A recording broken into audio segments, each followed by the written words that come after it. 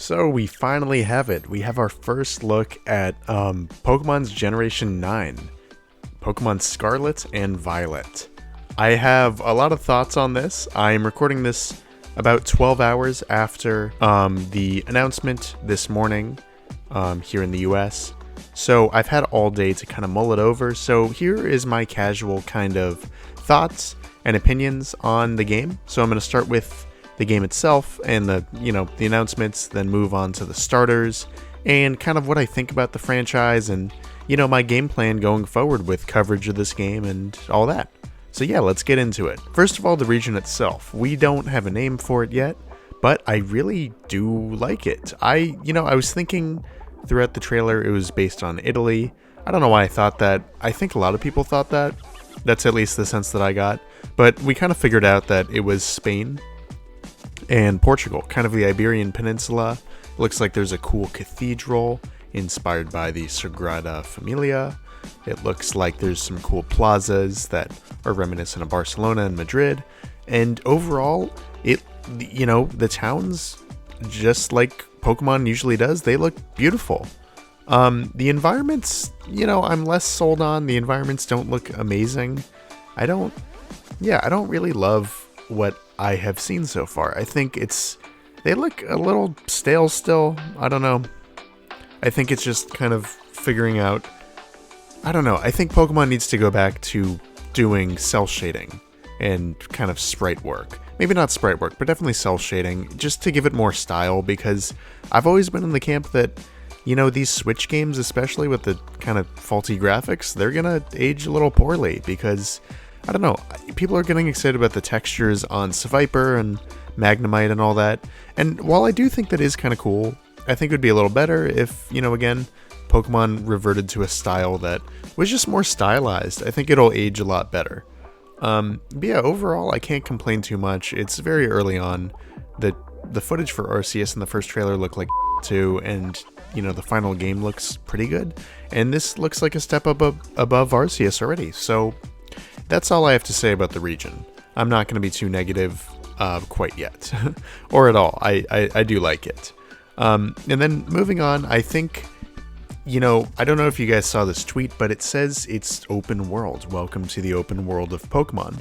And I think that's promising. I think that means we are finally, we were right. Arceus set up something new.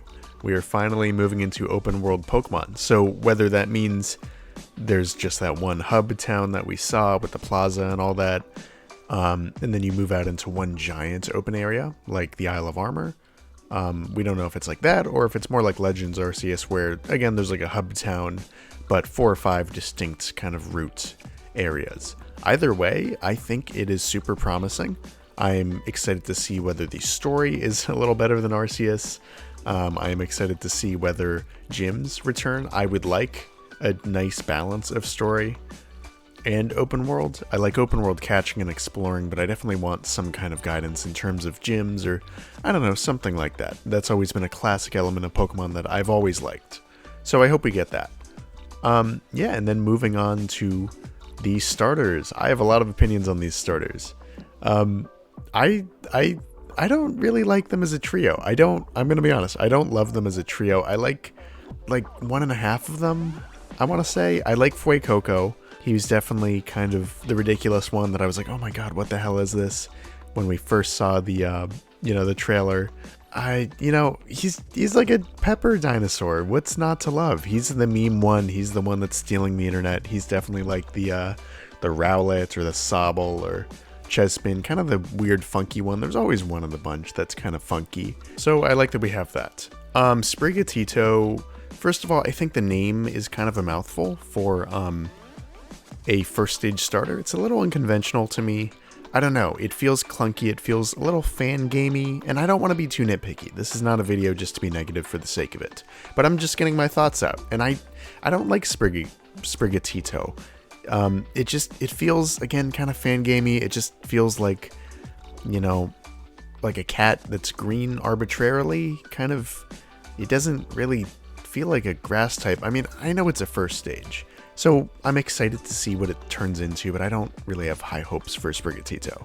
Quaxley, I don't like purely on the basis of it looks like a certain starter that I made for my region, if you guys know what I'm talking about. But you know, he's cute. He's cute. I think he's the one with the most personality, for sure. I like his little pose. The hat feels a little tacked on, but he's definitely gonna have an awesome maritime kind of captain theme. Again, very similar to certain Arova starter, but hey, that's okay.